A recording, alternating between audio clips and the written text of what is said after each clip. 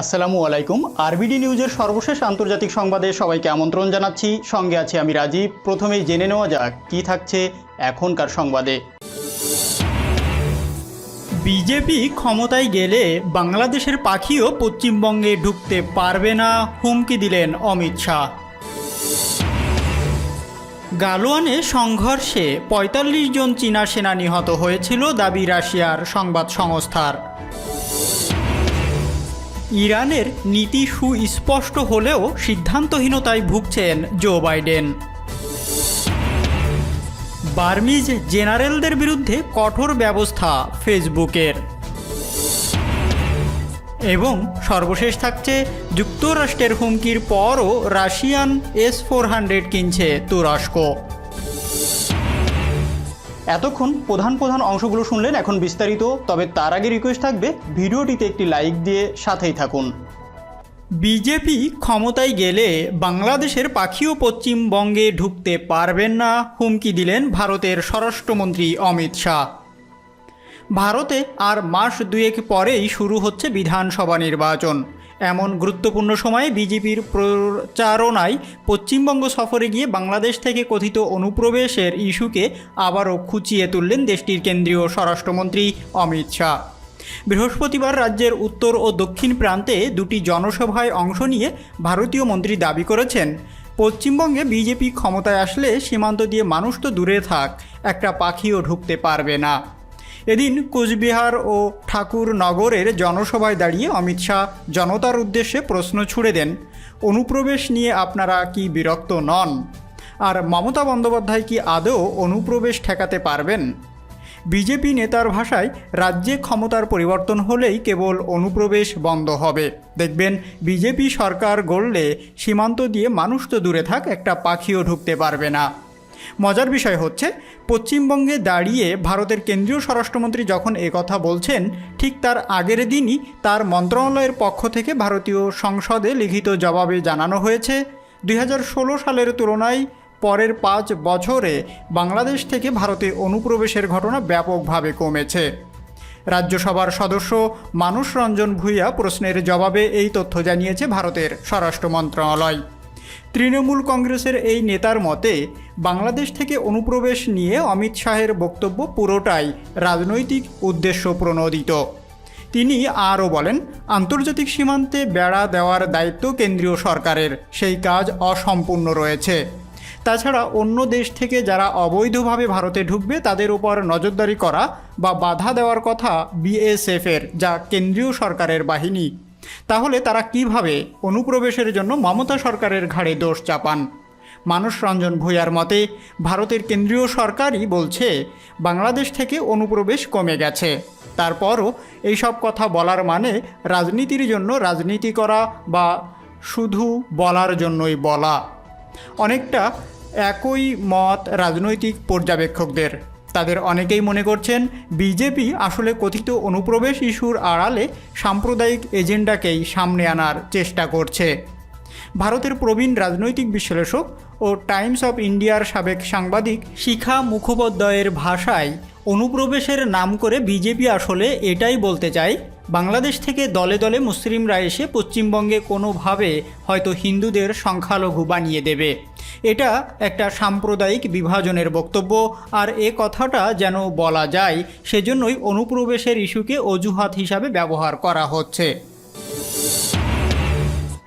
গালওয়ানে সংঘর্ষে ৪৫ জন চীনা সেনা নিহত হয়েছিল, দাবি রাশিয়ার সংবাদ সংস্থার। লাদাখের গালওয়ান উপত্যকায় গত বছরের ভারতীয় বাহিনীর সঙ্গে সংঘর্ষে অন্তত ৪৫ জন চীনা সেনার মৃত্যু হয়েছে। রাশিয়ার সংবাদ সংস্থা তাস বুধবারের প্রতিবেদনে এই দাবি করেছে। তাসের প্রতিবেদনে বলা হয়েছে, ২০২০ সালের মে এবং জুনে ওই অঞ্চলে ভারতীয় বাহিনী এবং চীনা সেনাদের মধ্যে সংঘর্ষ ঘটে। এতে ২০ জন ভারতীয় সেনা এবং চীনের ৪৫ জন সেনা নিহত হয়েছে। গোয়েন্দাদের বরাত দিয়ে এই তথ্য জানায় তাস। রাশিয়ার এই সংবাদ সংস্থার প্রতিবেদনে বলা হয়েছে, দুই দেশের আর্মি কমান্ডারদের ৯ দফা আলোচনার পর উভয় পক্ষ সেনা প্রত্যাহারের একটি চুক্তিতে পৌঁছায়। গত বছরের 15ই জুন দেশ দুইটি সেনাদের মধ্যে সংঘর্ষে ভারত তাদের 20 সেনা নিহত হওয়ার কথা স্বীকার করলেও চীনের পক্ষ থেকে এখনও পর্যন্ত ওই ঘটনায় তাদের সেনা হতাহতের সংখ্যা প্রকাশ করেনি। ইরানের নীতি সুস্পষ্ট হলেও সিদ্ধান্তহীনতায় ভুগছেন জো বাইডেন। ইসলামী প্রজাতন্ত্র ইরানের নীতি সুস্পষ্ট হলেও এখনও সিদ্ধান্তহীনতায় ভুগছে সদ্য যুক্তরাষ্ট্রের ক্ষমতায় বসা জো বাইডেন প্রশাসন, এমনটাই দাবি করেছেন দেশটির পররাষ্ট্রমন্ত্রী মোহাম্মদ জাওয়াদ জারিফ।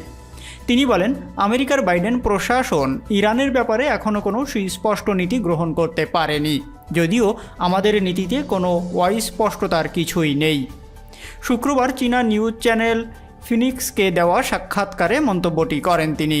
ইরানি পররাষ্ট্রমন্ত্রীর মতে, পরমাণু সমঝোতায় ফেরার ব্যাপারে ইরান আগে কোনো পদক্ষেপ নেবে না, বরং যুক্তরাষ্ট্রকে আগে প্রমাণ দিতে হবে যে তারা এই সমঝোতা রক্ষা করতে চায়। এমনকি বাইডেন প্রশাসনকে যে কোনো সিদ্ধান্ত গ্রহণের আগে বিষয়টি নিয়ে তেহরানের প্রতিক্রিয়া বিবেচনায় নিতে হবে বলেও সতর্ক করেন মোহাম্মদ জাওয়াদ জারিফ। বার্মিজ জেনারেলদের বিরুদ্ধে কঠোর ব্যবস্থা ফেসবুকের।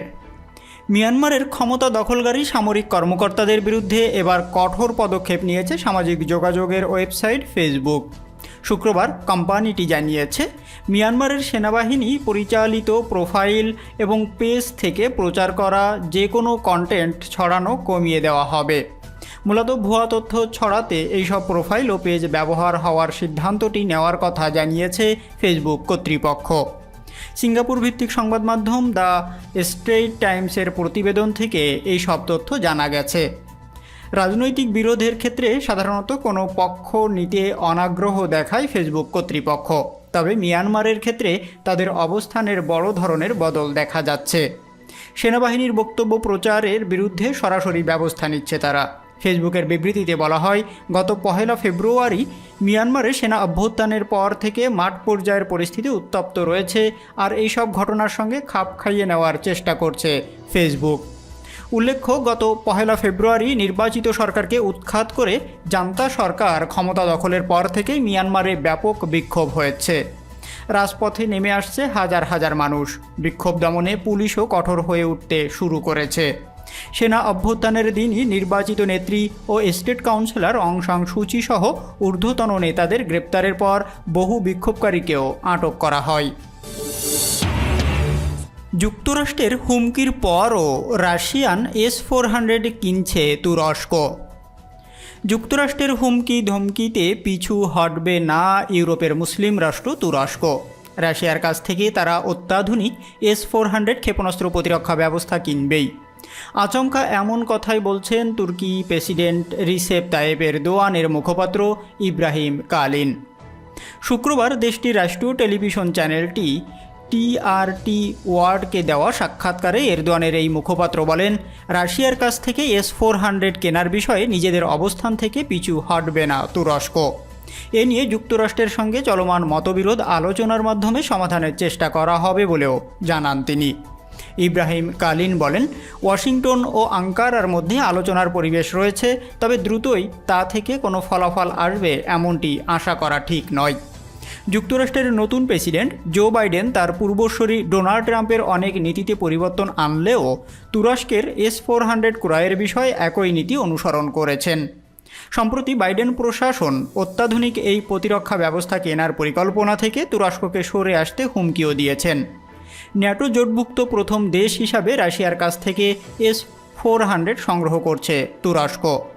2017 সালে এই ধরনের 4টি ব্যবস্থা কেনার জন্য মস্কোর সঙ্গে $520 কোটি চুক্তি করে আঙ্কারা। 2019 সালের জুলাই মাসে সেগুলো সরবরাহ শুরু করেছে রাশিয়া, যে প্রক্রিয়া এখনও চলছে। মার্কিন সরকার 2017 সাল থেকেই রাশিয়ার কাছ থেকে তুরস্কের S-400 কেনা আটকানোর চেষ্টা করছে।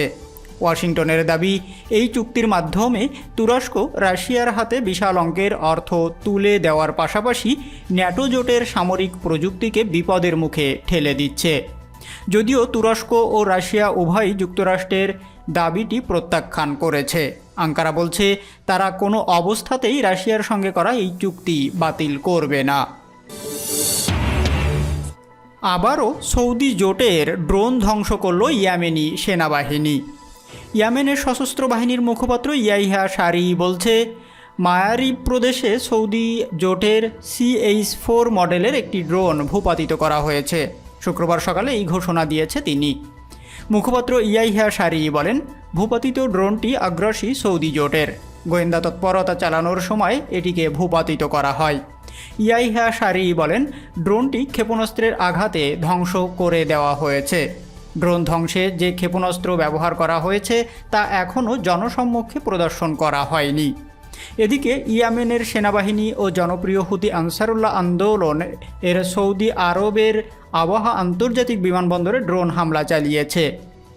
4টি ড্রোন বিমানবন্দরের হ্যাঙ্গারে আঘাত হেনেছে। সৌদি আরব বেসামরিক বিমানবন্দরগুলোকে ইয়েমেনে হামলার কাজে ব্যবহার করছে বলে ইয়াহিয়া সারি জানিয়েছে। তিনি আরও বলেন, ইয়েমেনে সৌদি হামলা অব্যাহত থাকা পর্যন্ত পাল্টা আঘাতও অব্যাহত থাকবে। ভিডিওটি যদি ভালো লাগে অবশ্যই লাইক করবেন এবং কমেন্টস করে জানিয়ে দিবেন এই সকল বিষয়ের উপর আপনার মূল্যবান মতামত। আর অবশ্যই আপনার পরিবার ও বন্ধুবান্ধবের ভিতর ভিডিওটি শেয়ার করে দেবেন। আল্লাহ হাফেজ।